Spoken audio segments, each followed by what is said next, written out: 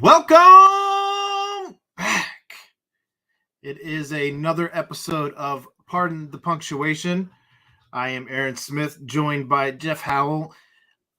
Our self-proclaimed best producer in the city is out sick today. Apparently that scared the one viewer that we had on for 2 seconds off. But it is another episode of Pardon the Punctuation, and you have a personal announcement to make. Yeah, just some restructuring of the of work. So I will be kind of in and out as to my availability on the show. Probably for like the next month I won't be here, and then hopefully after that it will roll back into some normalcy. But we'll make things work. I'm not gonna. I'll still be on the Twitters and saying, having my opinions out there, and then maybe I'll pop in on some of the other Bearcat Journal stuff here and there as my schedule allows. So, all right. Well, I'll make it work. It'll be fun. Your presence will be missed, but we're starting to try and figure out trying to figure out how to have some fill-in help. So I think we have somebody lined up for next week, and we will see as the weeks unfold what we're able to do in regards to bringing some people in to fill in your shoes. But your presence will be missed. I too have an announcement. I've been making the announcement on some of the different shows this week. But Baby Smith is on its way again. Gonna be a dad to a baby boy. There you go. You need a little balance like that, This one will be due also the end of July, early August. So pretty excited about that. Rachel can't believe that she's 3 months pregnant with a 6-month-old, but that's where we are. Two under two is really easy. We did it here. That's what I hear. Everybody speaks such great things about 2 under 2. It was easy. We rocked it out. You're gonna have almost 2 under 1. Yeah, I know. Irish twins, is that what they call, right? I don't know. Not messing around. That's what they call that. I think they call it messing around. That's how this happened. Aaron's gonna have a new segment called "Going Hard in the Paint." I'm gonna have a new segment just about what I learned in parenting that day. A new show, Daddy Daycare with Aaron Smith. Yeah, there's gonna be like swinging from the lockers behind him. Oh my God! They're gonna have their own podcast at like 6 because they'll both be 6 at the same right? time. So. Oh my God! It's all right. Goodness. So, plenty of stuff. That's when Aaron knew that Aaron effed up. When keeping it real goes wrong. Man. Yeah. I made a Chappelle Show reference to the nurses today, and they just completely... They didn't get it because they're like in their 20s.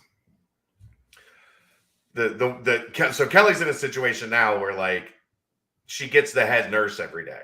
Like the charge nurse has to be, taking care of Kelly because Kelly is a very volatile patient where some days she's great and some days she's damn near dead. So I was joking around with the charge nurse about being the charge nurse. And gave her the old, I am the manager, yo. And she looked at me like, what are you talking about? And I was like, never mind. It was a different time. It was a great time. We used to we'd have watch parties for Chappelle Show every week. It was that good. I will never, ever. It still is that good. Just go back and put on a rerun. I still think the most shocking thing I've ever seen was season 1, episode 1 was Clayton Bigsby. Yep. Pop Copy. It was Pop Copy. I think the Wrap It Up, like the Oscar thing, like the Wrap It Up button or whatever, and then the Black White Supremacist in the first episode. Didn't they? What episode did they have Talib Kweli? I feel like that was early first season. I don't know if it was early, very early. It might have been that one, but it was one of those, like, I remember it was like me and like 3 of my closest friends, and Kelly was there and a couple other people, and it debuted, and we all looked at each other at the end like, what did we just watch? Like, we just watched maybe the greatest episode of television that's ever happened. It was certainly something. I'm sorry to take off on this tangent, but like the nurse looked at me like, and I was like, "You've never watched Chappelle Show, have you?" Like, I'm rich, bitch. I'm like, how have you never watched Chappelle Show? Anyhow, carry on. Yeah, I don't even know if it's still on Netflix. I think he had it removed. But in any case, yeah, there were some sports played this weekend, and the Bearcats also released a schedule today. So I'm not entirely sure where Jeff has run off to, but sorry. There you are. Slight emergency. Kids let the dog out and she went nuts and almost got out of the backyard. So we're good. Since our last show, though, Cincinnati played Houston, and they released a schedule today, and there was a playoff game on Sunday. Where do you want to start today? We could start with UC basketball and just kind of like get that out of the way. I mean, it's one game. Yeah, it was. I would classify it in the. I would almost put it in the same realm as the as the playoff game that we watched, with kind of some themes of just not being able to close things out. Well, Cincinnati falls to Houston in the second game of the season, so they are done playing Houston. Thank goodness. They lose this one much closer than the first meeting, 75-69. They did play in Houston this time around. Landers Nolly had himself a game. He finished with 24 points, 6 rebounds, 3 assists. What was at halftime? The score as Micah hits that 3 at halftime, and you're digesting what you just watched. They're up 43-36 to go up 7 with that half-court buzzer beater. I mean, the first half, they're shooting somewhere like 60-something% from the field, like almost as much. It felt like almost as high for like 59%, I think, from 3. And you're watching it and you're like, this, like, I mean, we were obviously texting back and forth in our different groups as this game was going on. It was like, this is kind of like old school UC basketball. Like they seem to be like the intensity level was probably higher than I think I've seen it in quite some time. Well, on both ends of the court. I want to go back real quick to the South Florida game where we talked about maybe that was the best half of basketball that Cincinnati's played in a very long time. And they followed that up in just a few short games with what I believe is their best half of basketball in a very long time.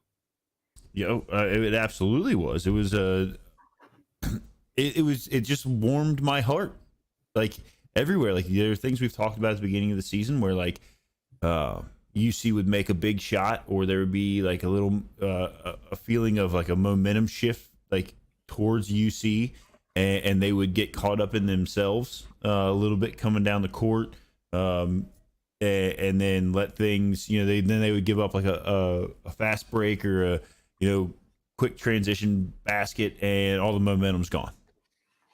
or they would get a little bit of momentum on their side, and then obviously basketball. Everybody makes the comment that basketball is a game of runs, and whoever they're playing would start on a run, and they would have no answer to stop it. Mm-hmm. And once they got punched in the mouth, they weren't able. There was no there wouldn't be that either big block or stop or even like a well placed timeout. I thought there were a couple times in that first half, like where UC ran out. I think they were up like 13 at one point, and then Houston would call a timeout and come out and put up like 4, 5, 6 points in a row.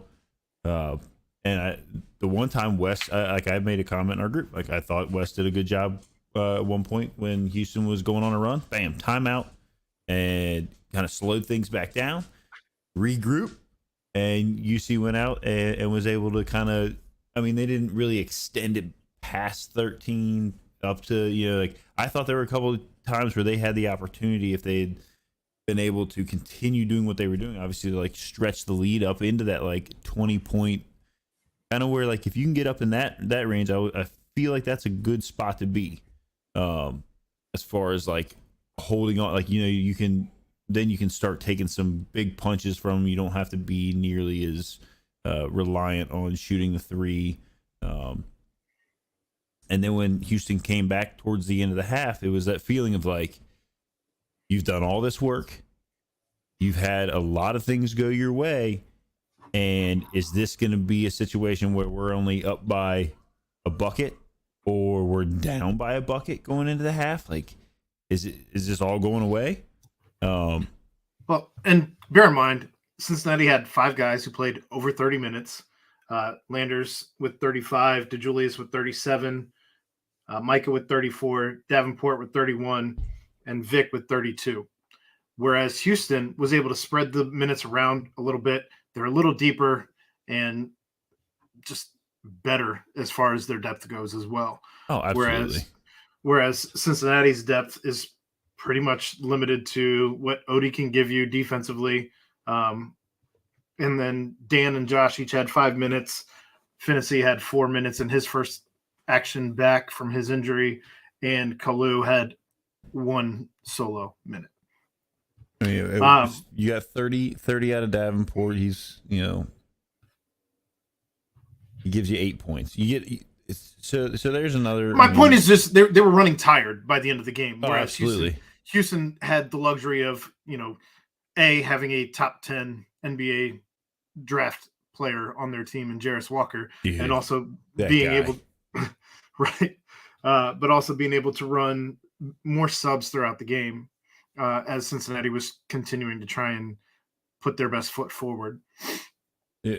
So he Burn It All Down makes a comment. I actually haven't ever seen. I don't know if he's been around this Burn It All Down. If they've been around. Yeah, I've seen Burn It All Down before. But he makes a very good point there. The with Walker being a look, we discussed this last week. We talked about it last week.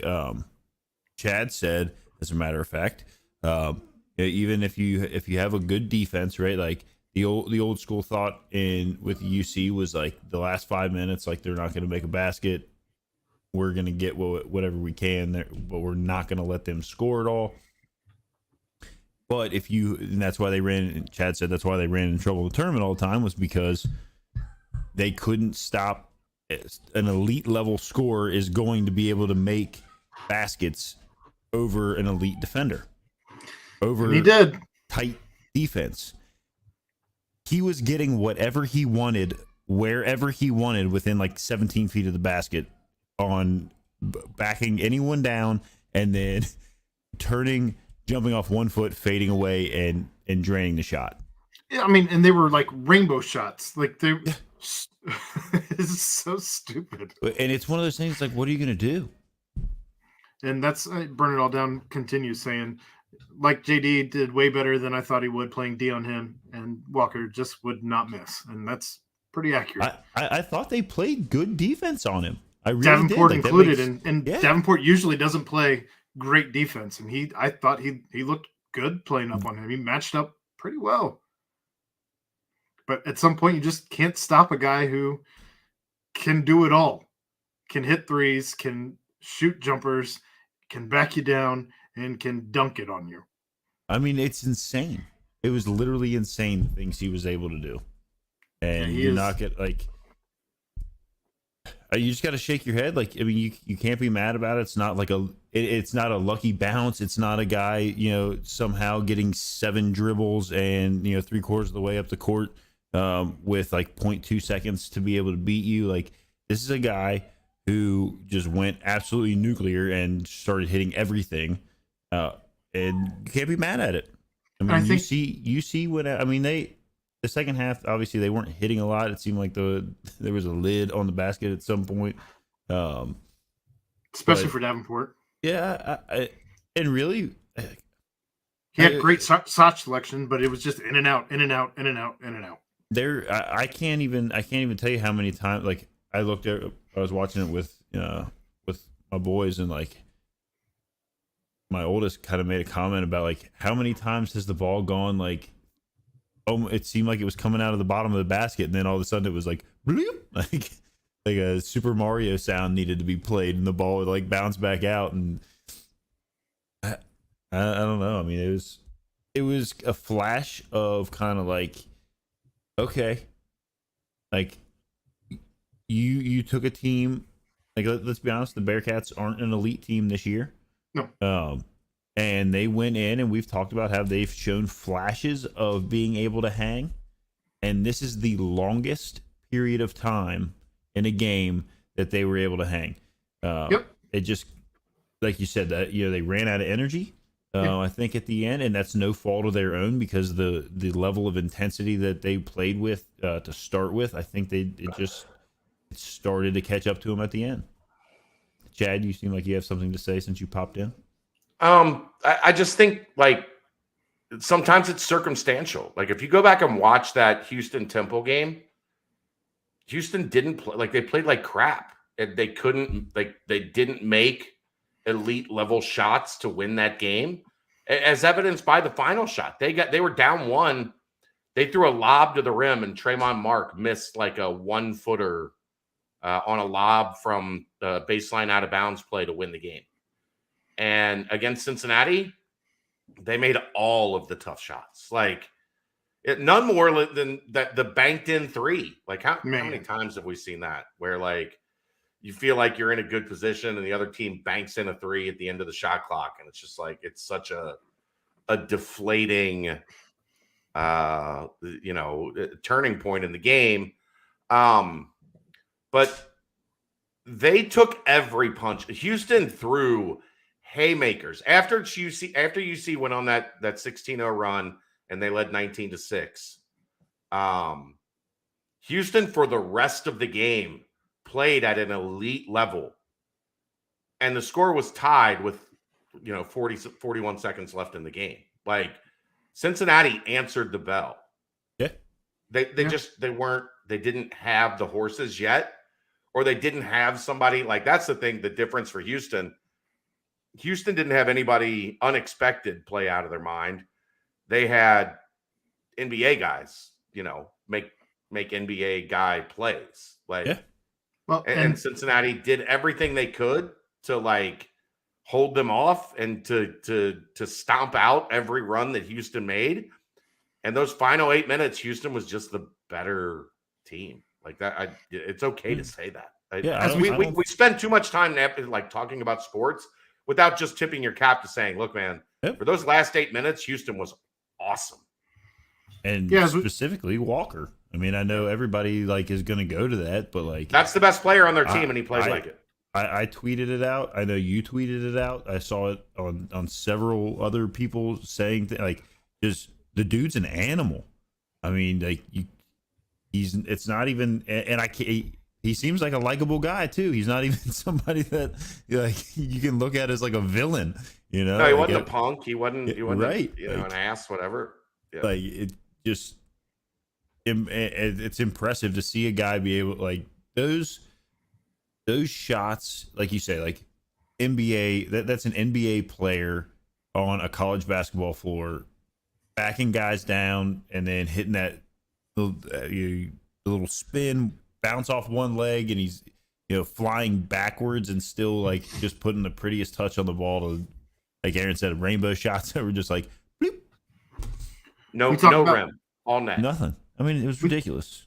We talk about Cincinnati being gassed. In the first half, they shot 17 of 28 for almost 61%, 8 of 12 from 3 for 67%.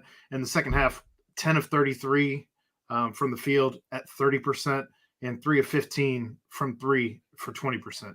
Those are huge drop-offs, and yet they still managed to find their way in that game to the very end. Well, I think a lot of that goes to like what we talked about. I thought they had a good game plan defensively.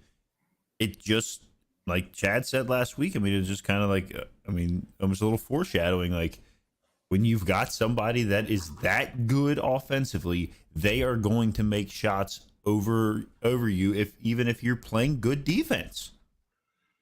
Here's the thing, Jeff, that I think is important to note. They forced Houston to take the shots that Cincinnati wanted them to take. Absolutely. Like there's nothing you can do. If the game plan is against a Jarris Walker, a Jamal Shed, or a Sasser, Tremont Mark, Juwan Roberts, they got 5 guys on that team that can all be their leading scorer. If you force them into the shots that you want them to take, and they make those shots, you have to give them something to take away everything else, right? Like that Houston team has enough talent that you're not just going to say we're going to take away everything that they want to do.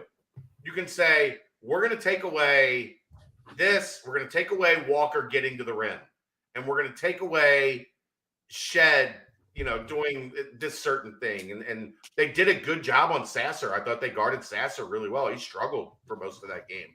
Yeah. Tremont Mark didn't play well. Juwan Roberts was maybe the X factor for them. And that, like, they went at a mismatch a couple times with Roberts, where Juwan Roberts was able to get up. I think he had 14. Yep. But they took shots that Cincinnati wanted them to take in terms of their scheme defensively, and they executed, and Houston still hit the shot. And there's not a whole lot you can do in a basketball game when you take away the things you want to take away, and you say if Jarris Walker's going to beat us taking step back, 1-footed, 17-footers over an extended hand. I can live with that.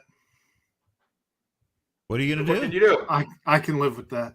Like if you execute the game plan that you put in place, and it is not a failure on your end there weren't guys wide open. You cannot be mad. I mean, if you get beat, like, you can be disappointed that you lost, that you weren't able to close it out. That's fine. You can't be mad that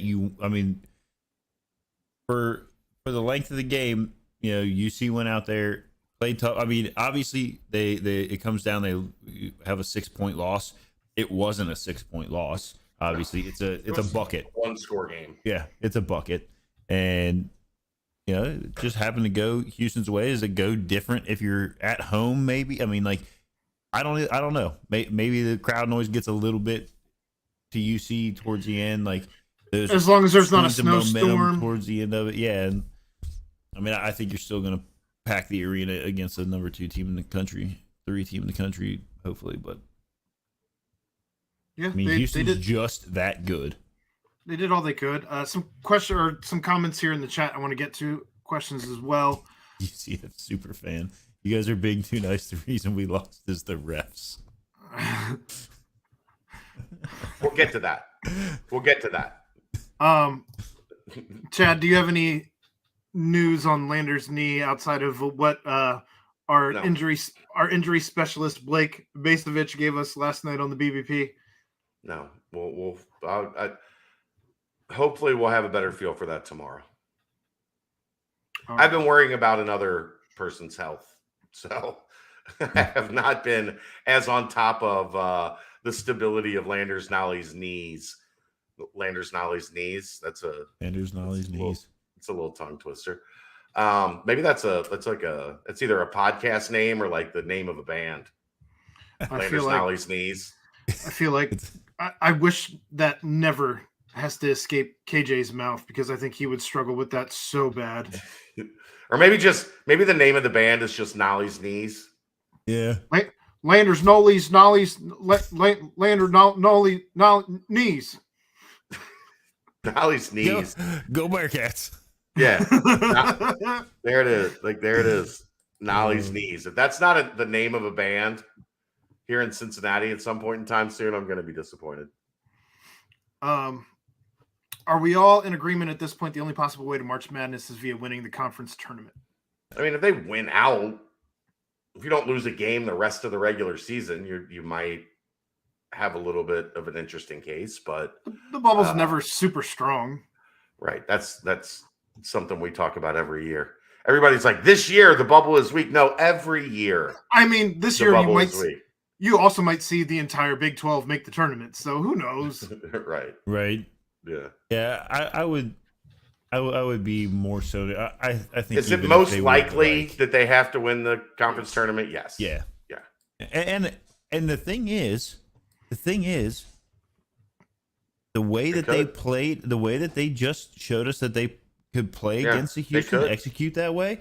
If they execute the same way, and Houston isn't able to hit those defended shots for a night, if that's who they're playing in the at some point they're going to have to probably go through Houston. They're probably going to either be on that side of the bracket or on the Memphis side in the So if they're going to have to obviously beat some good teams, they're going to have to play obviously probably mistake free throughout the conference tournament to win that.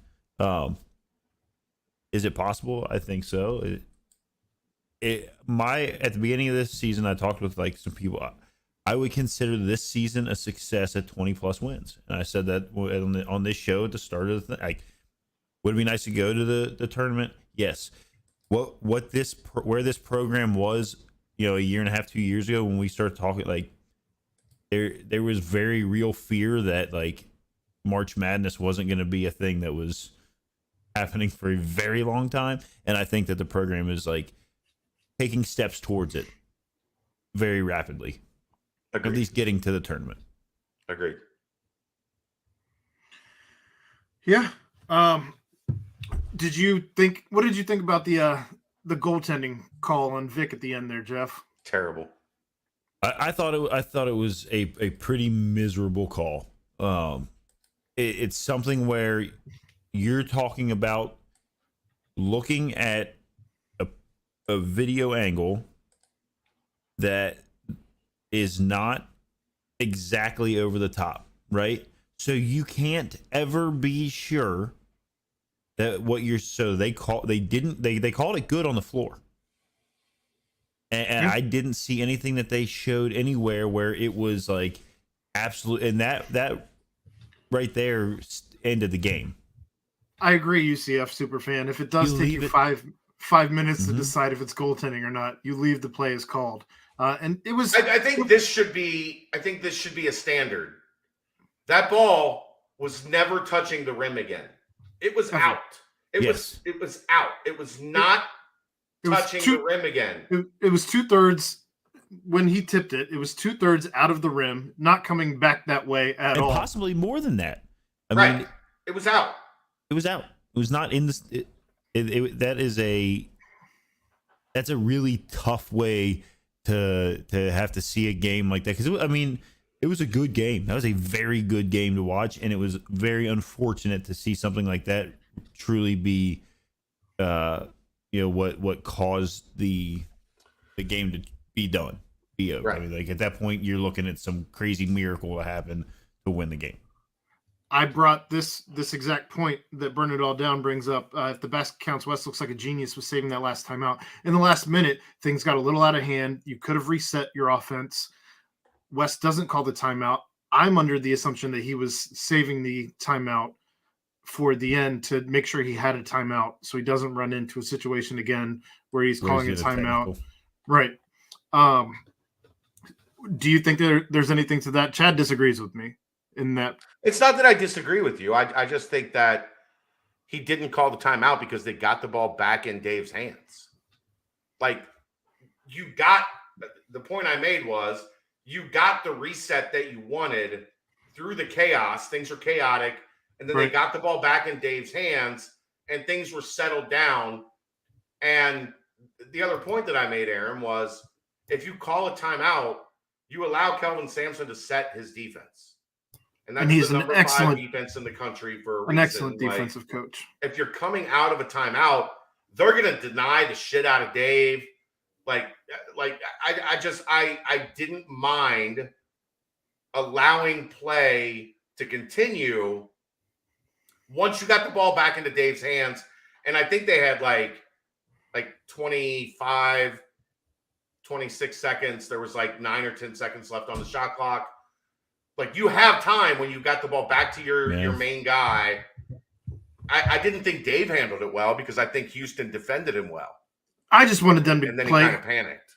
I like the way that West generally does a last minute where he tries to play for the last shot. And I don't think they were, in the way that they ran that offense, they weren't trying to play for the last shot. They were allowing Houston to play for the last shot. So UCF superfan, no, absolutely fucking not. I will never tell him that because Vic can shoot the 3. It is going to, at some point in his career, become part of his arsenal that makes him even more dangerous.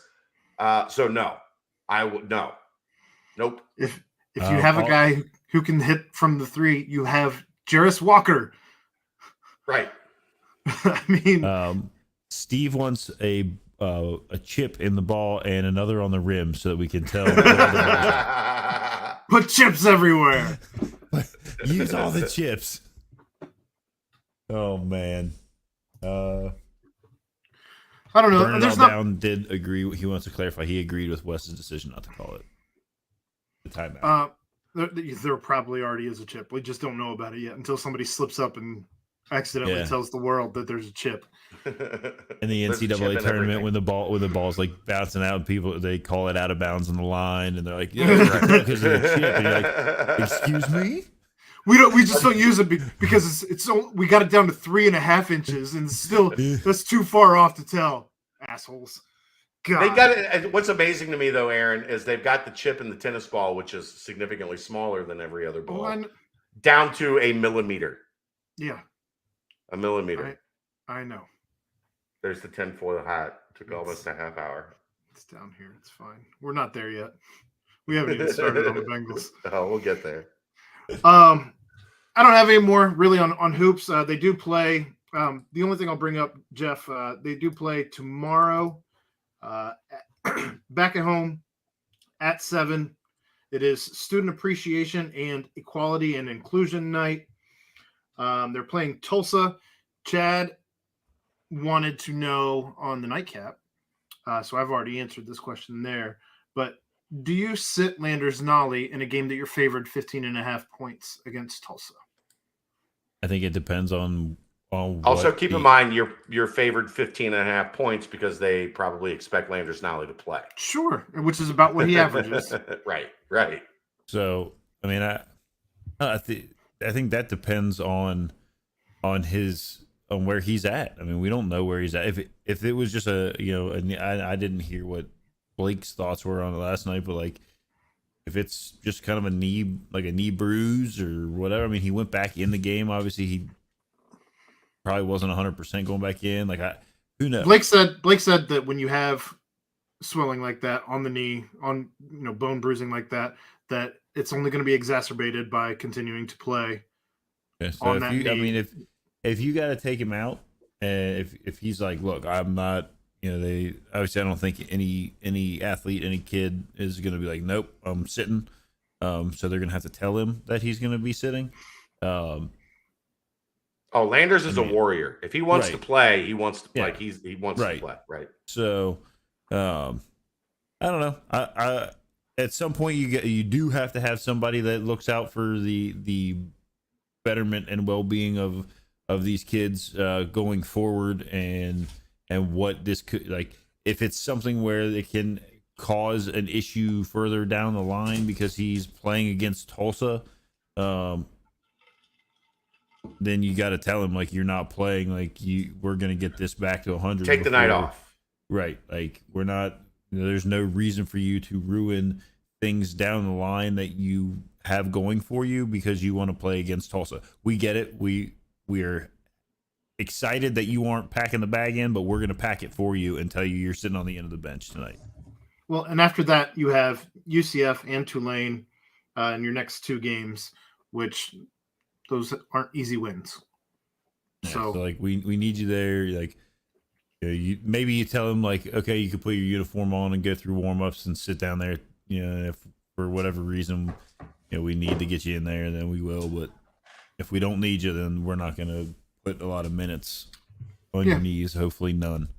I think it's a great time to get some of these young guys in Reed and Skilling some important minutes. Also, if you're looking for Kalu to get some minutes, maybe you can get some run there tomorrow, and potentially even see a return of Hensley if that's something they decide to do. He hasn't played in 7 straight games, so I just don't think Landers has much impact on that either way, because nobody that's impacting Hennessy's minutes is impacting Landers' minutes.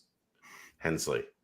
No, and I don't think that Landers is impacting Hensley's minutes at all. It's just a matter of if you're going to especially if you get a lead on these guys and you're looking to try and see if you can start to build up some confidence, because what do we talk about with him all the time is his game is largely built on confidence. It's not that he doesn't have the skill. No, my point being, if we're talking about Landers sitting out,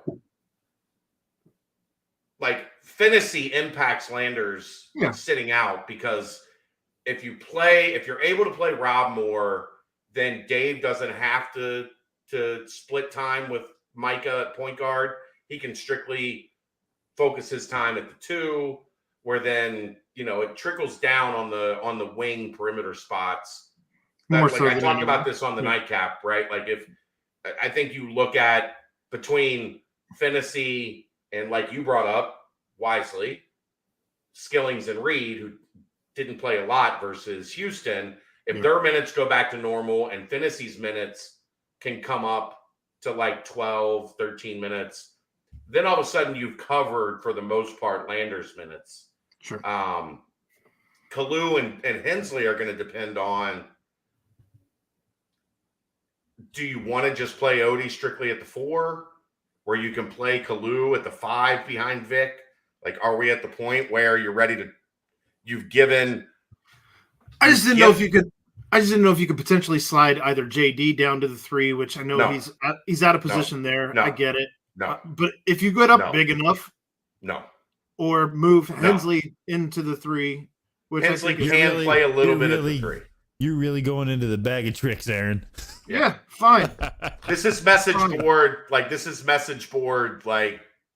conspiracy tinfoil hat. Like, well, if Gary Clark could play the 3, well, Gary Clark didn't play a minute at the 3 his entire career at Cincinnati. So, and that was literally it. I know you weren't around yet. That was Gary Clark playing the 3 was something that was mentioned at least 20 times a week on Bearcat Journal for the entire 4 years that he was at UC. And I don't think he played a minute at the 3 the entire 4 years. Until he got to the NBA. I'm talking about his time at UC. I don't give a shit about what happened in the NBA, right? So, moving topics here. The schedule dropped for the football team today, Jeffrey. Yeah, I don't know. It sure did. I don't know if you've had a chance to look at it. I'm excited about. Okay. So you have the nifty little graphic ready to go. Look at with our guy Malik Van flexing on him. You. Coming back for his 17th year. EKU. That's a cool game, only because that's where I started my collegiate life at. So that's pretty cool. I like the Pitt game. I find it interesting that we are opening our Big 12 endeavors with Oklahoma at home. That's kind of a. I mean, obviously those tickets are probably going to be about $6 million a piece. So hopefully you have your season tickets already purchased. Pretty much. No, I mean, I think it's an exciting slate. Like, we get Baylor here, we get UCF here, and Kansas here. Yeah, and Iowa State. Did I say that one? Nope. Okay, No, so you There it is. Yeah. that's and then obviously we're away at BYU, Oklahoma State, Houston, and then West Virginia. That's kind of cool. Oklahoma State has announced that that will be their homecoming game against us. Oh, Yep. The Pokes. Yep. I want to go see a game there. I don't know if it's going to be this year, but I that's one of the ones that is near the top of my list to go catch a game in Stillwater. Maybe more basketball than football, but I'd like to check out both. I hear that's a cool place. I look at this list and I just don't see anywhere on here where Chad Brendel doesn't want to go somewhere to cover a game because it's not going into the middle of BYU. Okay. I'm good with you. Like it's a beautiful place. I've driven through Utah a couple times. Yeah. It's a beautiful place. But it's a beautiful place to drive through. It's beautiful on your way to Vegas or Los Angeles, which is the 2 times I've driven through that state. Both Pitt and West Virginia are only about 2.5 hours from me here. Yeah. Oh yeah. I'm just happy to look at a schedule like this and not see like I look here and I don't see anybody. Greenville, Tulsa. Yeah. Navy, like I don't see. I'm excited Annapolis, Maryland, to never see a full fledged triple option offense. I will tell, but I'll tell you this: I really liked Annapolis, Maryland. No Tulsane pull on here. Yeah, no trips to Philly to play in a 70,000 seat stadium with 26 people in it. Dylan Gabriel, we get to play him again. That is an interesting one. Dylan Gabriel, if you don't remember, threw the legendary pick 6 to Sauce Gardner that started it all. And threw an interception to Cam Jeffries that was almost a pick 6 in kind of the game that swung the American Athletic Conference to Cincinnati. You think Dylan Gabriel feels a little bit better about throwing that pick, though, now that Sauce is going to win everything? A unanimous Defensive Rookie of the Year award? He probably feels a little better, yeah. Yeah.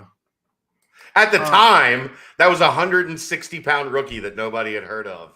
Yeah, it was some unknown kid that just snatched the ball and your soul and ran it through the back of the Nippert end zone there. Have I told you guys I called that? Yeah, I've heard that story. Right before the snap of the ball, I said Sauce pick 6, and then it snapped, and you can see me in the video. I'm standing right next to the camera well. Give it a fist pump like I nailed it. I called it. Weren't you standing next to Sosna or something? Yeah. I was. Yeah. I mean, that's an awesome highlight. Like sometimes when I'm just sitting around and I'm like, you're having a bad day. Yeah, you just watch Sauce take Dylan Gabriel to the house. Yeah, you're like, let's look at some UC highlights, and that's one of the first one. That one, I really enjoy watching. It's another Sauce highlight, but the sack against Houston at home, where he jumped out of his skin. Yeah, where he jumps 40 feet in the air afterwards, because they weren't just a casual jump too. They weren't throwing at him, so that was. I just want to play. That's not a casual jump. That was so adrenaline based. I don't think he knew he could jump that high. I think he was so jacked up that he was trying to jump out of his skin. His skeleton almost left his body.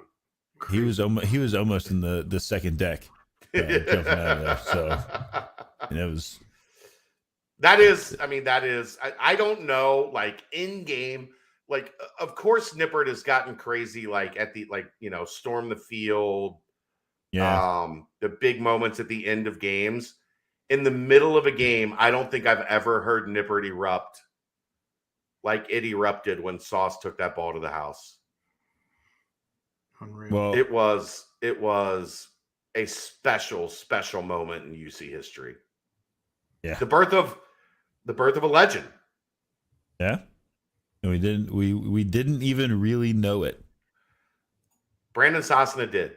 Brandon Sosna called that shit the first day, the first practice of Higher Ground. Yeah. And he said, "Who the fuck is this?" And like that's Ahmad Gardner. He was just coming back from the Browns, where he had spent time in player personnel. Yeah. And he was like, "What is this alien that is out here right now playing defense?" And Justin and I were like, "Come on, man. That kid's like the third highest rated cornerback on the roster. Like Jaquan Shepard was higher rated. Justin Harris was higher rated. We're like, a stiff breeze could knock him over." And Brandon was like, "No, like that's an NFL cornerback." And Justin and I both looked at him like, dude, the NFL got to your brain. Like you don't know what you're talking about. And Brandon has reminded us every step of the way that that he knew it. Day one, Camp Higher Ground, he pointed out Sauce Gardner and says, "That's the dude." Going back to the schedule, like I just keep looking over at it, and like it's full of games against teams and that are interesting. And it's like like every year leading up to this, you knew that like they were going to try to like maybe go schedule Ohio State, maybe they're going to go schedule Oklahoma, right. Maybe like you're going to get this one game like Notre Dame, like they were gonna have like beginning of the season there might be two, like we had Indiana, then we had Notre Dame. It was like get these two games like to kind of prove yourself, whatever. And I know that like in college football, it's different obviously than it is like you're not getting like quad one wins and quad this and that and the other. But like you had these games where it was like, okay, that's really cool and interesting. Like I can see myself, really being involved in that game, even if I'm not a Bearcats fan, right? Like if the regular population is going to see those games, but now it's like a whole schedule full of games that are going to be like on not destination ESPN games, not ESPN 8 the Ocho, and not on like Friday at 6 o'clock. Like if you look at the schedule and you finish somewhere in the realm of 7-5 or better, I view that as a massive success, huge success. Like for year one. Next year, brand new coach, brand new philosophies, brand new everything. Like people aren't going to temper any expectations, which is fine, and I'm okay. I would rather be a part of a fan base that has expectations that are through the roof all the time. And I think we've talked about this on varying levels across different sports and things that are going on here in the city. But like, I would rather be a part of a fan base that has these like through the roof expectations, and have to be told like, hey, new coach, new philosophies, new players, new team, like it's going to take some, maybe we got to take some lumps. But things are going to be all right here. There's a culture here that is one that I don't think is going to go away just because we have, Luke Fickle left. So the opposite of the right? Reds culture. Gotcha. Yeah, we don't need to talk about that. Chad Pinder. Chad pointed out that the schedule makers were pretty nice in that they didn't include any of the top 4 teams from the Big 12 last season. No Kansas State, no TCU, no Texas, and no Texas Tech. No Texas Tech. That's the one I couldn't remember. Yeah. I mean, I guess it's a volatile league. Like last year, Baylor and Oklahoma State were in the championship game. So it's a volatile league because everybody is really close. Like there's, especially when Oklahoma and Texas leave, there's not an alpha already established in this league. So it's going to be volatile. But if you told me, Jeff, that, okay, there's 13 potential opponents for Cincinnati, and you're going to play 9 games, so there's 4 teams you're not going to play. If you'd have told me the top 4 teams from last year are not on the schedule, okay. By the way, you're only playing 4 of those conference games on the road. On the road, right. You're 5 games at home, 4 on the road. I mean, it is... It's as beneficial as you could expect. It's a schedule that is very well set, and I haven't looked at like UCF BYU and Houston, like to see what their schedules look like, to see if they were also like. Houston's I don't want the to. only one that gets 5 home games. The only other one. So I don't know. Like, are they handling these new teams with kid gloves a little bit so that they don't? I don't know. But it's as far as UC goes, this is as good of a schedule as you could get and expect rolling into the Big 12. If they Completely agree. If they don't do nip at night for OU, that's a crime against humanity, actually, which I believe makes it illegal in all 50 states. So, you know, Oklahoma is going to go kicking and screaming that there's no way that that's a night game. Okay. Sorry, I don't think the conference cares what Oklahoma says right now. But ESPN does. Everyone in the conference had a fancy graphic, just like the one on the screen right now, to talk about the schedule, except for 2 teams that simply retweeted it. Those 2 teams were Texas and Oklahoma. Hey, big man. Is that big man? That's a real thing, Aaron? Oh yeah. Oh yeah. Oh yeah, that's a real thing. Everybody tweeted out a hype for the Kansas was. Did you see the Kansas one? Kansas was awesome. I didn't. Kansas had like a 6-year-old girl draw the logos for every team and then had the players guess what she was trying to draw. Like they handed them sheets of paper of her drawings and they had to guess what she was drawing for their opponent that week. It was funny. Awesome. It was really good. It was really good. I'm going to have to look that up. It was really good, Jeff. You'll enjoy it. And apparently UCF's mad that they keep getting put in alphabetical order as Central Florida. Central Florida, right. They want to be under you. Not stupid idiots. Oh, man. That's also a thing? God. Poor guys. All right. I don't have any more on Cincinnati Bearcats. So it's time to get to the playoff game. The boys. As I've had some time to sleep on this, and I don't think you guys are going to like where I come in. The Cincinnati Bengals lose to special referee Ron and his staff once again in the playoffs by 3. Kansas City wins 23-20. Joe Burrow finishes 26-41, 270 yards. 5 sacks that knocked for 32 yards, knocked it down to 238 for the team. Only 71 rush yards in this one on 17 carries. P. Ryan with the only touchdown there.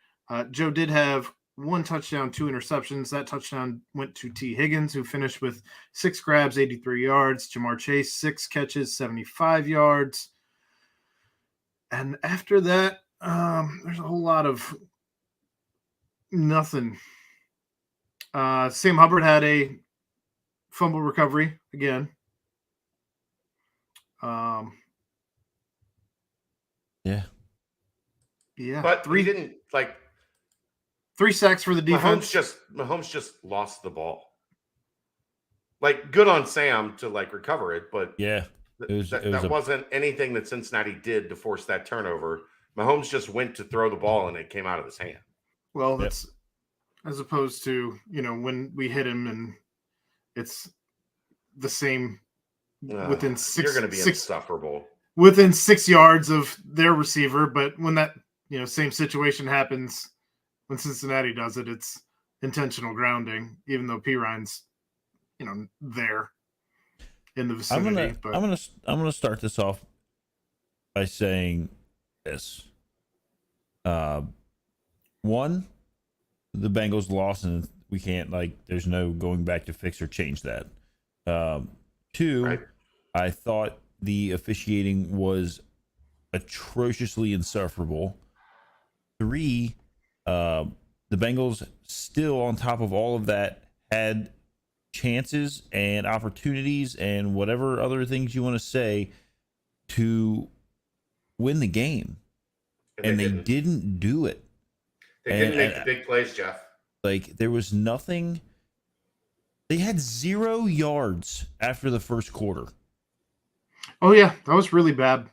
Well, but where I will give credit there, Jeff, for the defense to hold that game to 6. Yeah, I mean it could have been it could have been over 14, 17. It could have been what Buffalo faced when Cincinnati raced out on them and put them in a 17-3 or something, whatever it was. Like it could have been that. And there were a lot instead, of things that the defense did a great job. Lou Anarumo, bend but don't break. Like hold them in the red zone, stop them inside the 10, force field goals. They did a great job at that, but which, by the way, plays, Jeff. I did love that there were 2 head coach vacancies filled today that did not include Lou Anarumo or Callahan, right. Brian Callahan. Yeah. So, I don't know. I guess you say that and correct that they didn't make the plays, but when you have the block in the back on the punt return on the second to last play, sure, and then you have the hit on Mahomes was a good call. I'm not mad about the hit on Mahomes. What I'm mad about is that the same thing happened down on the other side of the field as Cincinnati's marching towards the end zone. Joe Mixon gets blasted out of bounds. But they scored on the next play. It was a more egregious call. It's just the fact that it's not called the same. But they scored on the next play. Did they score on the next? I thought that was P. Ryan, the next play or the second next play. That was P. Ryan where they ruled he wasn't in, and then they reviewed it, and he was in. Okay. Here's what I will say, Aaron, in the officiating side of things. When you have 2 teams that are that close, and right now there is zero denying that Kansas City and Cincinnati are the margin between the quality of those teams. You can't fit a piece of paper in there. Like they are identically awesome. And everyone knows it. The viewership topped out at 60 million. And which is insane. That's a Super Bowl number. It averaged 53 million throughout the broadcast. That's a Super Bowl number. That game was watched like the Super Bowl. But it wasn't broadcast the same way that the Super Bowl is correct around the world. If you broadcast that game like the Super Bowl, if you broadcast that game the way that the Super Bowl is broadcasted, you will hit that number. I think it's foolish that they aren't making these championships, especially when you have these caliber teams. But they didn't do it with Brady. Like this is Burrow Mahomes is and will be Brady Manning of this generation. They're going to play every year in the regular season. They're going to play most years in the playoffs. Like they elevate their teams to a level that's so high that you're going to see them against each other all of the time. Burn it all down. And you say that you find it hard to believe that Chase Higgins, Boyd, and Hurst couldn't get open. So here's what happened was Boyd got injured and he didn't play most of the. And he was the one. No, he made 2 catches in the second quarter, 2 and then big catches. Yeah, and then was out. I mean, and then when he landed on the second catch, he kind of like grabbed at the back of his leg. I don't know what the injury ended up being like classified as, but like he did something to his huge leg. Loss. And that, like, I don't think, and I've said this in our groups, like I don't think that people really were. I know that the spotlight has been on several very obvious no calls, whatever. But I don't think there was enough like talk about the fact that with Boyd was the mismatch. Boyd was clearly the mismatch they had identified as they designed their defense against Chase and Higgins. And then without Boyd, that just allowed them to elevate they what double they were teamed doing on Chase and Higgins. Yeah, they double teamed Chase and Higgins the rest of the night. They had one guy on Trenton Irwin when he was in, and they have one guy on Hurst. And Hurst, remember, it was on the injury report this week as well. And so he's battling through some stuff. So it wasn't really – you weren't getting the best of what you had on paper to start the game. Fair. Yeah. And then I think, I mean, the other thing is, like, obviously, and we've talked about it before, but, like, you know, the offensive line had some – they had a lot of things to overcome, and there was have no a running bad game. Day, there was no running game. Neither team could run the ball. When Joe Burrow has a 14-yard run at the end of the game, and that is the longest run that either team has put together to start, like that's not good. I also think, Jeff, both teams just said, fuck it. Joe's our best player for the Bengals. Pat's our best player for the Chiefs. We're not like running the ball. Screw that. We'll throw some swing passes and some screens and some underneath stuff, and we'll try to get the run game that way. But we're letting Joe and Pat, like this was mano. And I know this town isn't going to like it. Pat was better. Joe was good. He was not great. Patrick Mahomes was better. My wife made a comment like partway through I guess it was like right at the end of the first quarter. Obviously, that didn't go well at all for the Bengals offensively. And she just made a comment that Joe, like she said, this is the first time I've seen him where he just doesn't look like he doesn't have that look in his eye. He was like, it just kind of looks a bit off. Like, I don't know if he's like maybe under the weather. Obviously, they'll never say anything about that if he was. Like, she was like, something just looks a bit off. And it seemed like he was a bit confused on some of the plays. A lot of the plays, he just didn't look like he had that quick read, the like look to see where he wanted to put the ball and like put it right there. It just seemed a bit off. Spagnuolo did a good job confusing him. I read somewhere that they moved Chris Jones around throughout the game, and they did not do that on purpose in preparation for a matchup against the Bengals. They did not move Chris Long around on purpose. Chris Jones, I'm sorry. But he's been moved around. He's been moved around in other games, though. Like, not in the game that they played against them earlier in the season, though. They kept him in one spot. And I don't know that right there is like, I don't think that to me, like where Chris Jones is at, I don't think necessarily had the same, like, I think he did more in the secondary with the way that they were bracketing and the way that they were covering guys and kind of disguising that coverage more so than like where Chris Jones is moving along the line. I think had obviously more of an effect on this backup offensive line of being able to understand where he's at. I will say there was the play where he came off the edge and just totally annihilated Adeniji. I was very confused why in that moment towards the end of the game why you didn't have P. Ryan in the backfield or maybe like Hurst or somebody to chip, because he ran right by him. He pushed him, ran right by him, and then But here's what it felt like, Jeff. Here's what it felt like. It felt like they were like strategically like taking turns at who he would pick on. Sometimes it was Adeniji, sometimes it was Sharping, sometimes it was Carmen, sometimes it was Volson. Like, so each one of those guys, I can't imagine like the level of shit your pants when like you haven't seen this guy for like 18 snaps, and then you're getting down in your stance, and all of a sudden there he is standing over you, like Freddy Krueger.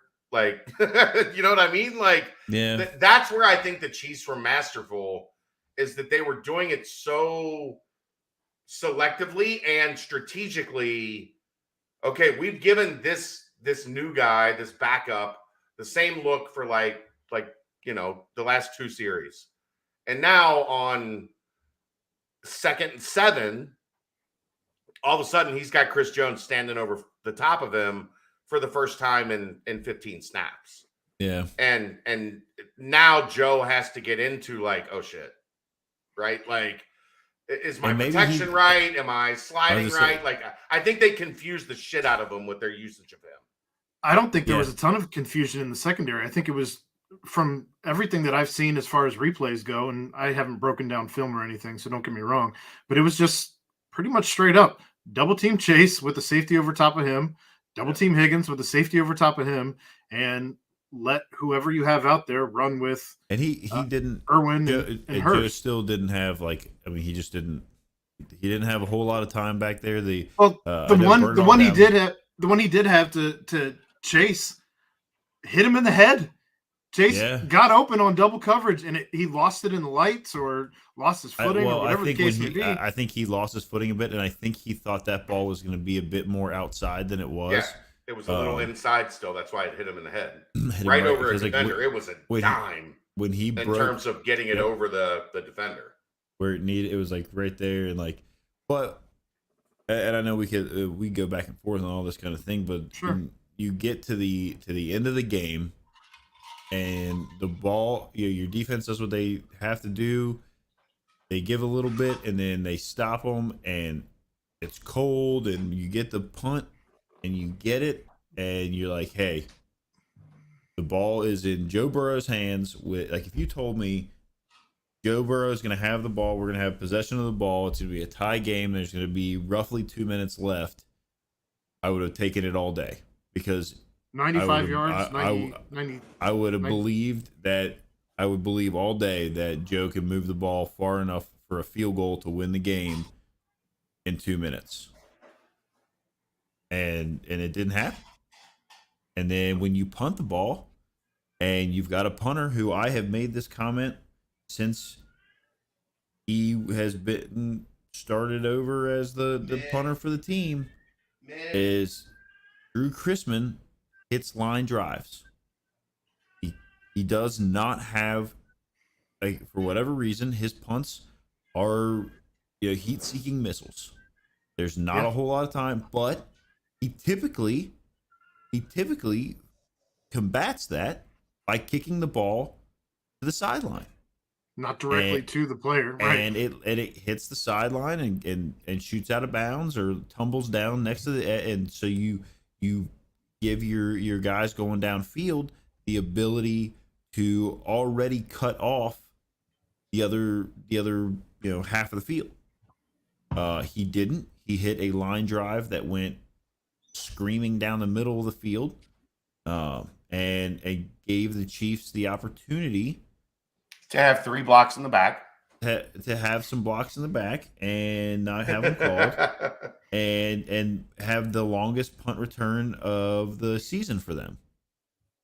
And then obviously, you're thinking, okay, well, they have no timeouts. Like, let's get this, like, let's get some stops here and get this to overtime. The Chiefs offensive line got away with, putting their hands inside of Hendrickson's. I think they were trying to help him unbuckle his shoulder pads on every play.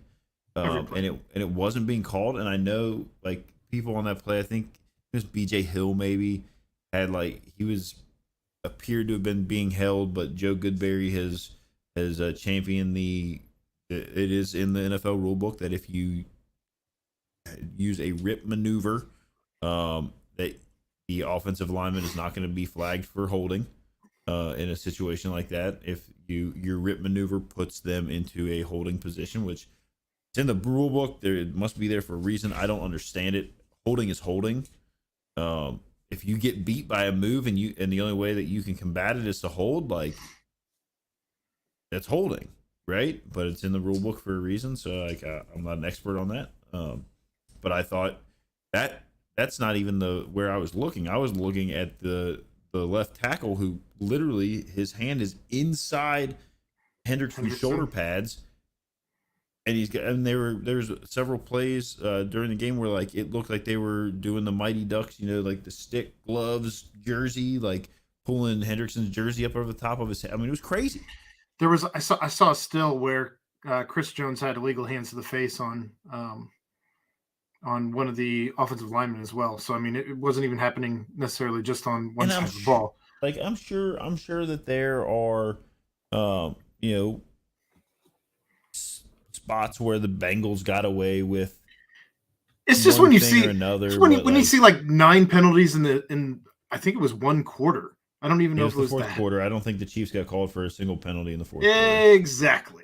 It just feels weird. And you've got that. But then you've got the third down redo, which is the craziest thing I've ever seen. Where you got the first down on 5th down. So they throw the incompletion, right? It's like a swing pass. It hits the ground. The incomplete pass. I looked over, like, we were watching the game, and I'm like, because the official says the game clock and the play clock will start on my motion or whatever whistle. And I looked over at my butt. I'm like, why is the game clock going to start? It was So that's what caused it, right? Right. So an official all the way on the backside noticed that the play clock started when it shouldn't have, or the game clock started when it shouldn't have, and blew the play dead. That's what happened. And it was a screw up from the lead official that one of his other guys came in and stopped. And I have a question though. I have a real question though on this, Jeff. Yeah. But I'll let you finish up and then I'll make my point. So my thing is, nobody on the field knew that the game was stopped, knew that the play was stopped. Nobody did. Nobody. No, everybody did because the game clock was stopped while the play clock was running. And then the lead official comes in and resets it to 10 and then starts the game clock for no reason. No. What I'm saying is, so when he started the clocks, yeah, and then the play, you know, they say the official, like when they zoomed all the way out, you can see like an official way down the field, like running up. Yeah. But he's not like blowing his whistle crazy and waving his arms all nuts. That's where my conspiracy theory kind of comes in. Like he's not doing that. And then my thing is, the play goes off. Both teams are clearly playing, right? Like nobody stood up and was looking around. Like everybody was playing. To me, why? Okay, because what was it? Incomplete, I think. Mm-hmm. Maybe it was going to be 4th down and whatever they were going to punt. It was a sack. Oh, it was the sack. You're right. It was the sack. No. The sack came after that. I'm talking about the play that they, like, it was 3rd and 9. You're right. But they don't get it. And they're going to punt. Like, it's like 4th and 3 or something. They're going to punt. They're coming out. And then they decide, you know, the official's like, no, we screwed up. Like, we're going to have to redo this. And so they like redo it. And then it's a sack. But then they throw the flag on Eli Apple for holding down the field. Right. Here's my question, Jeff. Which wasn't a good call either. Right. Here's my question, Jeff. They claimed that nobody heard the official blowing his whistle coming from the backside to stop the play before the snap. Because he didn't blow his whistle. Aaron, that's a game in Arrowhead on a Kansas City 3rd down.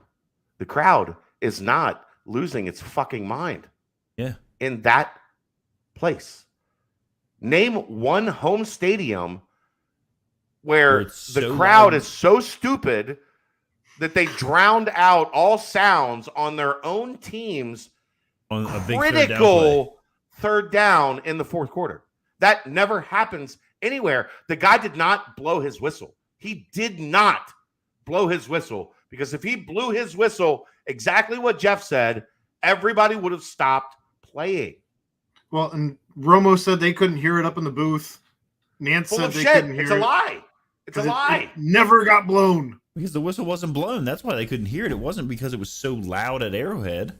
On a Chiefs 3rd and 4 or whatever it was, in the 4th quarter of the AFC Championship game, with let's be honest, Kansas City has played a lot of meaningful games in Burrowhead Stadium. Fans are dumb, but they're not that dumb. They know not to be losing their shit at 124 decibels on their own 3rd down in the 4th quarter with the game on the line. The whistle never blew. It never blew. Like if you wanna act like, okay, and I've also not seen so many people with a platform, like a following that ESPN platform that aren't like Bengals homers. They're not, you know, just people like Richard Sherman. Like this is the worst officiating game. And people being paid by the NFL are saying your officiating was terrible. I mean, it is insanity how bad it was. But here's the thing. Yes, the Bengals should have overcome it. But where it gets down to the brass tacks is these are two teams with a razor thin margin for error. like margin, like not even margin, like they are razor. How good both of these teams are is so elite that one minor thing that's done wrong can swing who wins the game. And there were 5, 6. It taints the game, right? Like, right. Well, right. And then you have like the replay. I think actually you have tweeted it out, Chad, because I think there's been some goofballs that have said like, oh, it's not that big a deal, but like the play where, and I know that the Bengals ended up, I think like it was like 3rd and 16 next, and they ended up getting it, but they like got the first down, But when Burrow throws a ball and is able to throw it and then kind of do that like bounce that quarterbacks do after they throw a ball and they're like watching to see where it goes, and then the line, there's a big hole in the line, and after he has thrown the ball and his hands are essentially back down to his side, then you see the Chiefs player come through the middle, take 3 or 4 steps, and then drill him with his shoulder, and there's no flag. Forearm, but yeah, like the forearm, but yeah. It takes away from the game when you have just shitty reffing, and you want the game to be played as close to right as you can. And this is the thing, Aaron. If you just let these two teams play, it's going to be decided on the final play. So just let them play. Like, call the shit that's supposed to be called. Don't call bullshit, and just let them play. Yeah, and like I had somebody today that's like the refs, the professional officials. Well, yeah, guess what? There were 3 times in that game that they went to review and the officials were wrong. Yeah. They don't get it right all the time. Well, but you have to get it right in this scenario. You have to get it right in this setting. These are 2 of the 3 best teams. These 2 teams were better than the 49ers. It's Eagles, Bengals, Chiefs. Allow the guys on the field to win the game or lose the game. Jeff, did you see Gene Steratore say that the NFL botched it too? Like, for Gene, who is always the NFL got it right, for him to say that they got it wrong, that's crazy. I mean, I think Daniel makes a good point down here. The refs have been a disaster all season. It has been progressively worse, and I feel like it's been that way across like sports. And yet, you're muted. You're muted, Chad.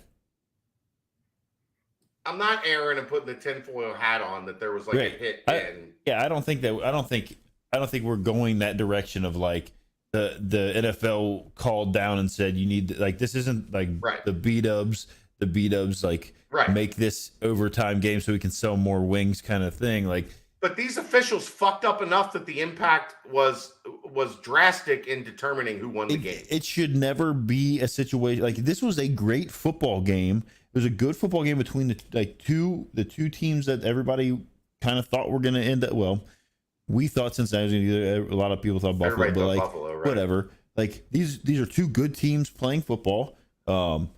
Nobody lucked into the AFC Championship game. These were 2 teams that deserved to be there, and they were maybe they didn't play their best because they had, at the end of the season you're going to have injuries across both teams and whatnot. So maybe it wasn't the cleanest, but if you have, like you said, like when you get to the point where you can look at a game and say like these calls right here that were either not made or were made, and they were very clearly not like, oh, the speed of the game is so high that like you make that call and you just got to live with it.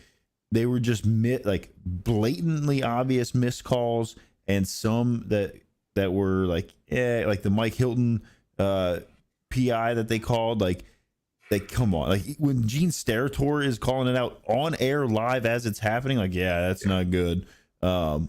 It's not good. But I don't think it was a conspiracy of like.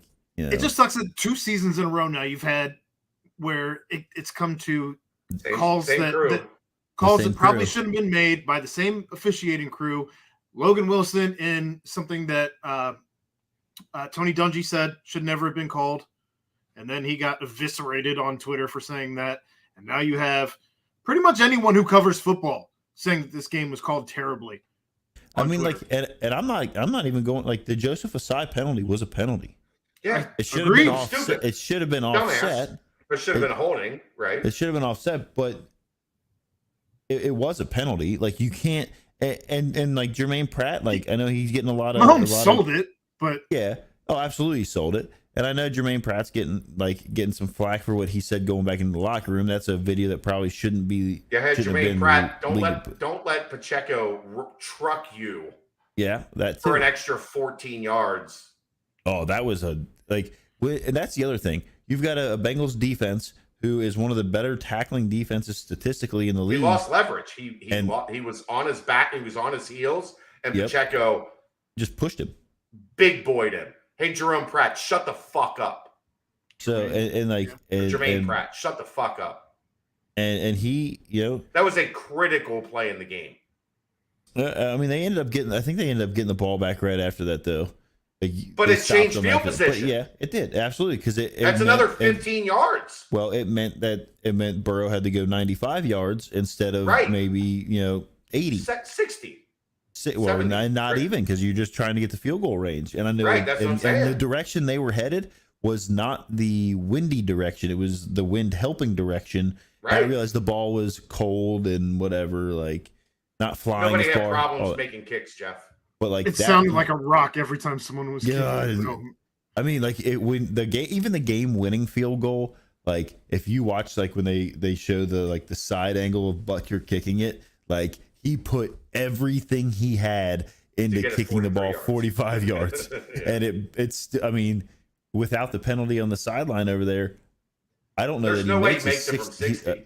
He's not making a 60-yard kick. So. And it should have been it should have been offsetting, but it was a penalty over there. Like you can't do that. You can't contact somebody. Now should you said there was the Mixon one. He didn't get called.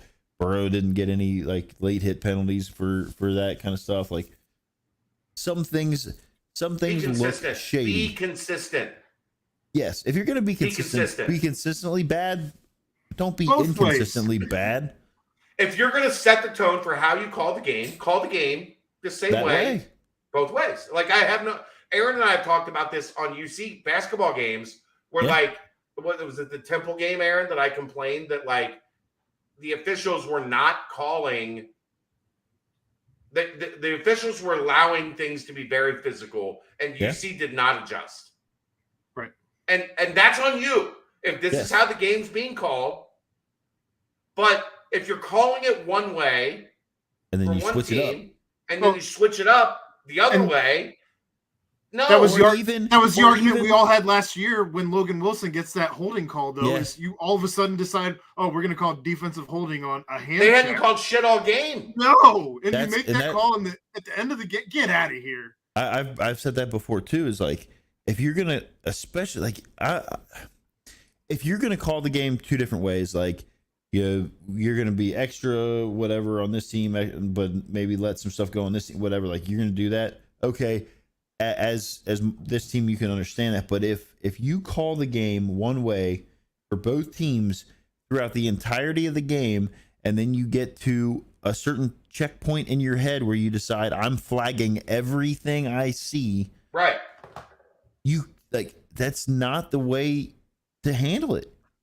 You can, because then what do you have then as an official? Then you can fall back on it's the rule. That's the rule. But you didn't enforce the it earlier for 47 minutes.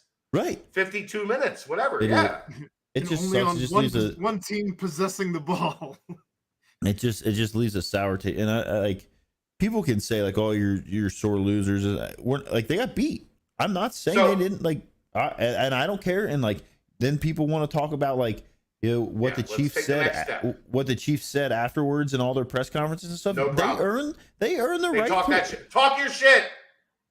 And I'm okay with it. Yeah. If you want to run your mouth all week, and I didn't even think the Bengals really ran their mouth that much. The mayor did. He took care of all of it. The mayor said some whatever. Who cares? Come on, Burrowhead, Jeff. Come on, Burrowhead. The Burrowhead comment. But it was Mike Hilton saying Burrowhead in the heat of and he's owned it. But everybody ran with it. I didn't think there wasn't much that but when the you Bengals put that said. Into the ether, I get it.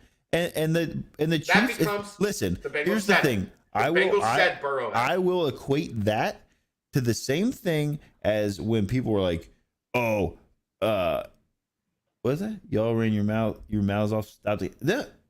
Have at it. That's like, what we're saying. Yeah.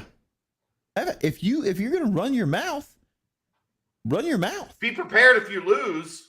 But you're gonna get punched back in the face. Yeah. But my thing is, I didn't think the Burrowhead really I didn't think that really. I disagree. Was like look. Here's my point, Jeff. Here's my point, Jeff. Hold on. Let me say this. Okay. Let me say this. Okay. If the mayor didn't do what the mayor did, the Burrowhead thing would have been all everybody was talking about. This is true. So, but I didn't think. So you did it. You said it. Mike Hilton put it out into the world. Yeah, the Burrowhead thing was like there were T-shirts. There were like it was a thing. It was a real thing. The mayor actually covered Mike Hilton's ass because then everybody started talking about the mayor saying his dumb shit. He said some silly stuff. So like whatever. But the other thing is like, have at it, say it, use it. But I think that the Chiefs used the Burrowhead thing still the same way that the Bengals have been able to use little slights here and there all season, right? Don't give it to them. Like the going into the Bills game, everybody's like, oh, everybody's been selling, and I was saying it too. Everybody's been selling AFC Championship tickets. They do that ahead of schedule for a reason. Everybody, all the times, right? But so the Bengals were able to take that and bottle that up and kind of use it as like their own internal fuel. And like you had Bills media people that were like, oh, that's stupid. You can't have any self. I don't care what you use as self-motivation. If you want to call it, if it is bulletin board material, if your team deems something silly said as bulletin board material and that's what is fueling you, I'm all about it. Use whatever edge you need to use to gain that little bit extra so that your team wins by 3 points and is going to the Super Bowl and we're sitting at home on the couch with everybody else. So, Jeff, I think there's an important thing that this team continues to learn. Last year, after the AFC Championship game, they talked their shit because they weren't supposed to beat Kansas City in Kansas City to get to the Super Bowl. Mm-hmm. This year, everybody picked the Buffalo Bills to win the Super Bowl. And they beat Buffalo in Buffalo and had all of these other things convincingly and had all of these other things and they talked their shit. Mm-hmm. And what happened? They lost to Kansas City. You know what Tom Brady never did? You know what the New England Patriots never did? They didn't talk their shit until they did this, right? Yeah. They didn't talk their shit until they did this. That's the important lesson for me going forward. That's the important lesson. Joe Shut didn't your fucking mouth. I didn't say it. Joe doesn't matter, Aaron. I'm just saying. I wanted to point that out. I think it's worth pointing out that your leader, Joe Burrow, did not. He wasn't out here running his mouth. Okay, then it's on him to tell everybody else. Shut the fuck up until we're doing this with the Lombardi. Yep. With the Lombardi. Yep. And hey, the mayor. If you're gonna run your mouth about send the mayor a letter. If you want to be excited, like here's the thing, they still had the we've said it, razor thin margin. You gave them a little extra. Yeah, there's some calls, whatever. Like I'm not in the business of blaming refs. I always say that. I think it was a little bit, but you had your chance. You had opportunities throughout the game. You spent an entire quarter with 0 yards, none. And you had the ball with 2 minutes left to go get a field goal to win the game, and you didn't do it. And you gave Patrick Mahomes the ball back with a minute. Don't ever give him. And guess what? Back. And then now you can make whatever arguments you will about that punt and the 3 block in the back penalties that should have been called. Well, I mean, if you hit line drive punts, you cannot hit it down the middle of the field. No, I agree completely. That's Chrisman. Go get a new punter. Absolutely. He's not the answer. He is not the answer. It's not the answer. If there's one thing Huber could do, even if it was only 25 yards, the ball was going to be in the air for about 75 seconds. Well, there's a formula in the NFL. We talked about this with Jimmy Smith. We talked to professional kickers. The hang time and the distance is supposed to be like static, right? It's this many minutes in the air and this many yards down the field, and your gunners will be there to make the play. Drew Chrisman is terrible at that. Terrible. But what he is good at is typically he puts it on the sideline, and he just didn't. And I don't. Well, yeah, but I mean, he's only got one thing, Jeff. He's only got one thing that he does well. You had one job. His job. You got to get it to the sideline, and he didn't. I mean, like, it wasn't even close. It didn't even. I mean, that's like when you have to get a new punter. You've got to. You have to. I'm going to go down there and I'm going to drive Jimmy down there. But I'm also not like hanging the loss. I'm also not hanging the loss on the punter. Like no. I'm not hanging the loss on him. But it's like in that moment. There was literally like.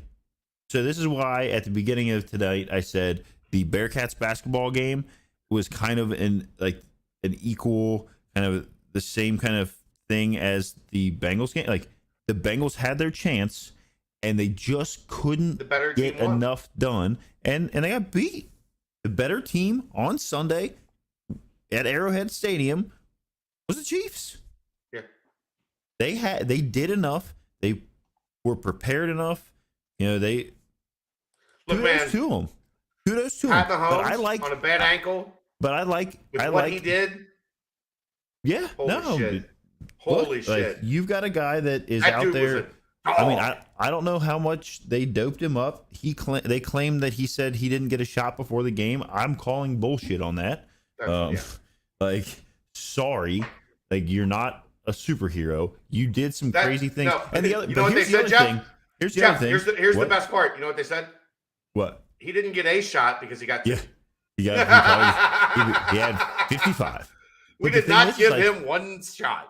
He is not a, like, to his credit, he's not a one-dimensional quarterback, right? Like, he doesn't have to, like, roll out to the side or make these crazy sidearm underhand. Like, he doesn't have to do those things to be a really good quarterback, to be one of the best quarterbacks in the league. He can stand in the pocket and make an absolute fucking dime to the end zone down the middle of the field. And even if he can't push off that back foot, he can still throw a missile. That's because he can throw it 55 yards on a dime on his front foot. Yeah. And nobody else can do that. I mean, you bring up the injury, though. Travis Kelce was diagnosed with back spasms after the last practice. I'm going to guess largely in part from carrying Patrick Mahomes all season, because that wide receiver core was not good, largely. And you can't say that when Marquez Valdez-Scantling lit the Bengals the fuck up when the game went. I'm just saying. Look, Aaron. Statistically, Valdez-Scantling. Jesus Christ. Can I talk? No. Statistically, over the course of the season, that wide receiver core was not good. Huh? They really missed Tyreek Hill. They were able to do what they needed to do to win the game. The Bengals weren't. So, it sucks. So Travis Kelce, though, will be matched up in the Super Bowl, and I hope Jason wins against Jason Kelce. And that's only because I like him. I want to see what his outfit would be. I think I would rather. I don't know. I think I would rather drink beer with Jason Kelce than Travis. So, agreed. But you will, for the first time ever, have brothers facing off against one another while wearing the uniforms on the field, as opposed to just two coaches coaching against one another that are brothers. One wearing Walmart khakis. Are you excited, though, that Cincinnati will be represented with not one, not two, but three players in this? Yeah, I mean, I thought Super Bowl. Cook. I mean, obviously he's played well. He's coming on, man. He's coming on. But like he had a bad play, and he certainly also made up had for maybe it. the play of the game. Yeah. maybe the play of the game. If he doesn't get his hand up and T. Higgins takes that ball to promised land, it's a wrap. Bengals win. But you will have the Bearcat Bowl, as Chad is not going to be referring to it as a Super Bowl. He did dub it this. But I don't know. I'm excited. We had obviously Jason Kelsey, Travis Kelsey, and Sauce as 3 All-Pro members. And now here you have 3 more Bearcats, including those 2 aforementioned Kelsey brothers and also Brian Cook, that are going to be representing the Seapaw in the Super Bowl. Pretty exciting stuff. That's my guy. Hey. I love me some B Cook. I love me some B Cook. That kid is about the right things. There has been a lot of good things for the University of Cincinnati in the NFL. I mean, none of them as good as this. You're talking about 3 guys. One who's a recent guy, and Brian Cook. You got Kelsey, the Kelsey brothers. Travis, who's probably a top 3 tight end of all time. Jeff, he's gonna end up not second or third. Right. Between the best tight end in history. I'm just saying when you look at it, right now.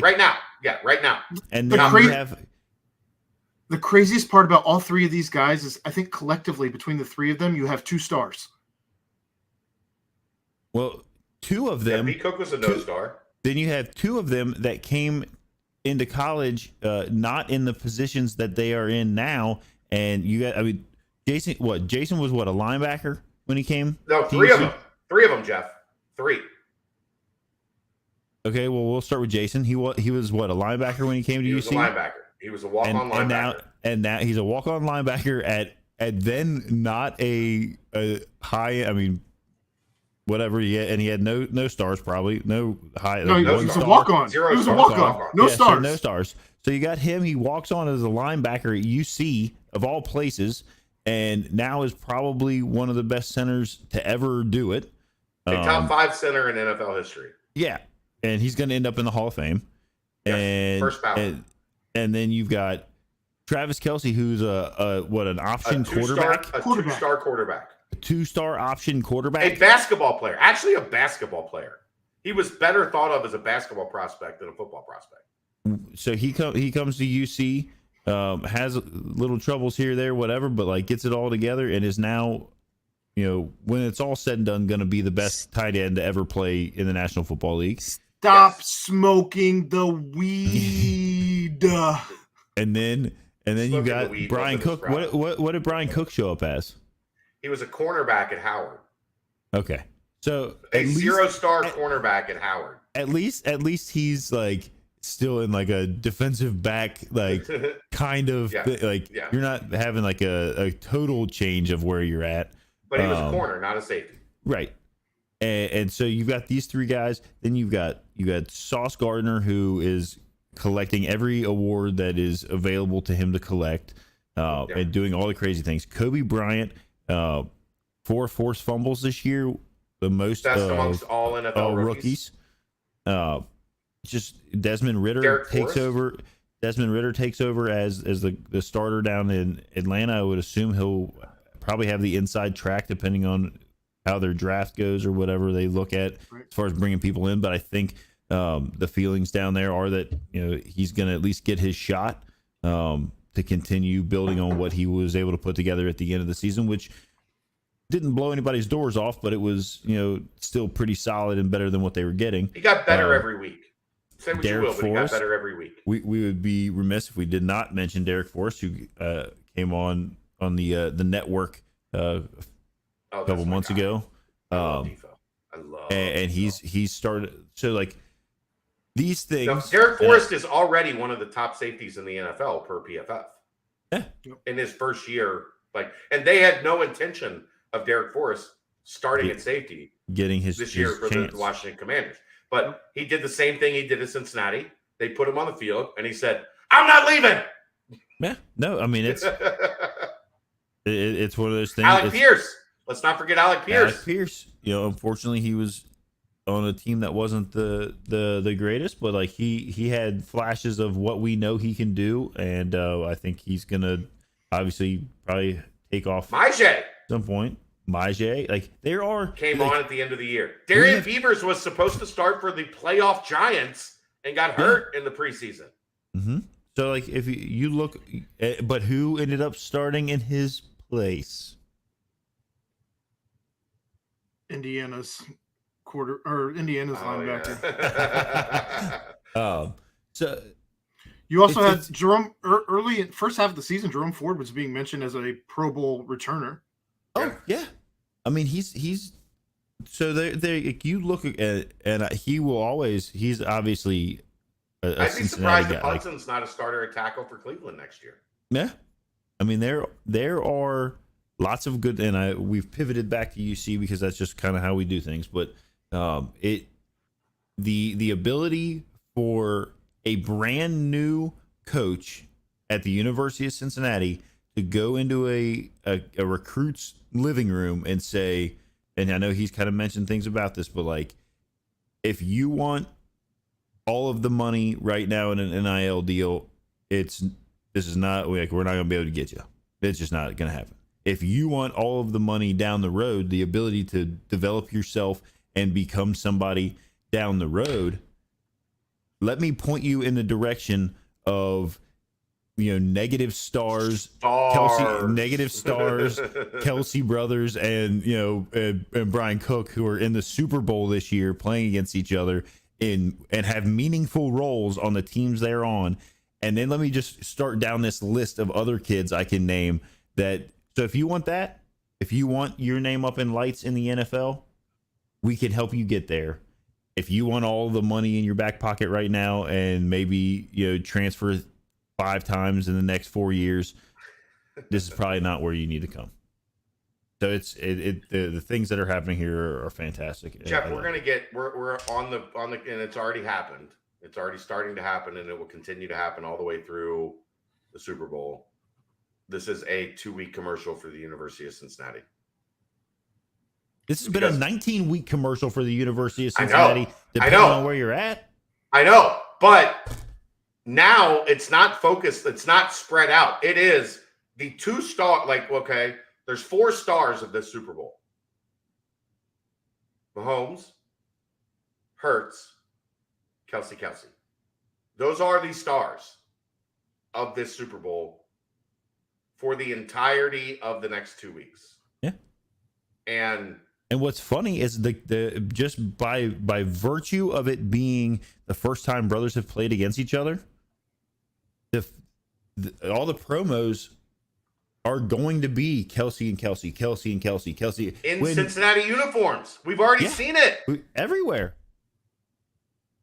It's been the main picture that's floating around since the end of the games on Sunday. Travis and Jason Kelsey in Cincinnati uniforms at Camp Higher Ground. I love that it was at Camp Higher Ground too. Like I recognize that building in the background immediately. It's the Kelsey brothers at Camp Higher Ground, and every picture from here to the Super Bowl is derivative of the two of them standing there together at Camp Higher Ground. It is a 14-day commercial for what can happen if you play football at the University of Cincinnati. And there's nothing like that that's ever happened anywhere, ever. Because even if you talk Peyton and Eli, they didn't play at the same school. They didn't both go to Tennessee. They didn't both go to Ole Miss. They also didn't play each other in the Super Bowl. I know, but I'm saying no brothers have ever played each other in the Super Bowl. I'm talking about the brother comparison. Yeah. Like when you're talking about the great brothers in the history of the NFL, none of them had the path that Jason and Travis had, where they followed the same line, and they both went to the same college, and they both rep Cincinnati as hard as anybody's ever repped Cincinnati before. And look, if you're a Bengals fan and a Bearcats fan, and you're mad at Travis Kelsey, piss off. Piss off. I'm just like, that's of course Travis talks shit. Are you not familiar with Travis Kelsey? Like Well, here's the thing. If you gave him the gun. yeah, are you telling me right now? The mayor did, but Are you telling me right now? The mayor of the city gave him the gun, Aaron. Yeah, we gave him the gun. I'm saying the mayor did. If the Bengals are able to pull that off, go down, kick a field goal, whatever, go down, score a touchdown, win the game, whatever. You don't think that they're walking around like Burrowhead, baby, whatever, like running their mouths, cigars, like and claiming all that kind of stuff. So guess what? When it comes down to it, I know we've said it a million times, and we can say it one more, and then Aaron can get us out of here. But like, if you're gonna run your mouth, if you're gonna be a part of this, like upper end, the upper echelon, all the things that we want, because when it comes down to it, I would rather be in the AFC Championship game and lose by 3 than not have a chance in the playoffs at all. For 50 years. So it was still a successful season. Let me make one other point, Jeff. Where are Jason and Travis Kelce from? Cleveland. Who did they grow up rooting for? The Browns. They don't give a fuck about the Bengals. Oh, yeah. They have hated the Bengals their entire life. They don't care about the Bengals. They care deeply about the University of Cincinnati. Mm-hmm. Deeply about the University of Cincinnati and what the University of Cincinnati has done for them. They don't give two shits about the Bengals. They don't. They just don't. Like that. That's like, it is what it is. And if you can't come to grips with that, they don't have to. They don't have to. Just because they went to UC doesn't mean they have to be Bengals fans. You know what the Bengals also did, Jeff? Passed up. They passed 3, 4, 5, 6 times on taking either of the Kelce brothers. Yep. Why would they care about the Bengals? They never have, and they never will. And every year they get a chance to shove that shit back in the Bengals' face, they absolutely will. And if you're a Bengals fan, I get that you're mad about it. But, I mean, come on. It's pro sports. It's pro sports. As we said every year throughout the 90s, there's always next year. The difference now, Aaron, is that next year we still expect the Bengals to be in the AFC Championship game, and we'll see what happens from there. I would agree. I think that the stakes have been raised now that you've made the championship. Ed talked last week, is the season a success if you don't win the AFC Championship? Sure.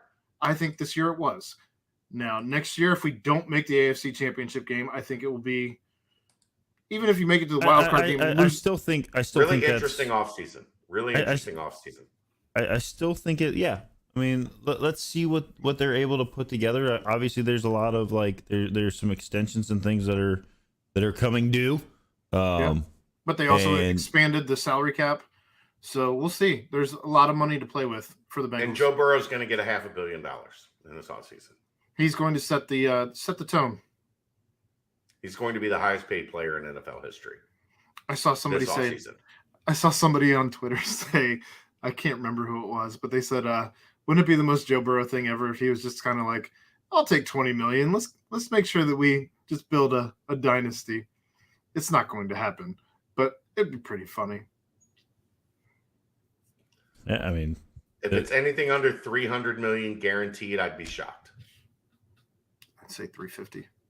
8 years. If it's anything under $300 million guaranteed, I would be shocked. Which means 300 is like 300 is where they start the limbo bar, right? Remember where the limbo bar used to start? And you can just like kind of do one of these. 350, 400. I'm guessing $500 million contract, 350 guaranteed. All right, Tulsa and UCF are coming up for the Bearcats basketball team here in the next week before our next show. We'll see what happens as far as any news coming out from Senior Bowl. As you have Ivan Pace, you have Josh Wiley. You have Trey Tucker there. Yep. You also have Lenny T and Arquan Bush at the Shrine Bowl. So there should be some updates there next week. But no more Bengals.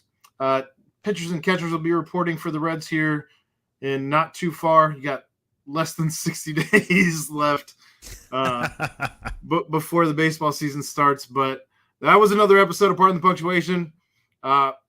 Jeff will not be here. I think we got Reg and Yoakum filling in for us next week. Yeah, we'll figure out what's gonna happen. I will still obviously be on Twitter, like I said, and I'll be making some comments, and maybe Chad will let me slide in on some of the other podcasts here and there. Do you think you can go live from like your phone, like from your car while on duty for just like probably no. Negative. That like Luke and remember when Luke and Brady popped in from like the draft, where they just popped in for like 90 seconds? That's very different. Very different. We'll work something out. We'll get something going. That like, hey guys, just left a murder scene. Just want to pop in and say hello. Like I think the refs screwed the Bengals. But I won't go. Radio silent. So. And you're always welcome whenever, Jeff. You can pop in on anything you'd like. Appreciate that. Ed should be back next week as well. But for Jeff, for Chad, I'm Aaron Smith. This was another episode of Pardon the Punctuation. We'll see you at 9:15 next Tuesday. Bye.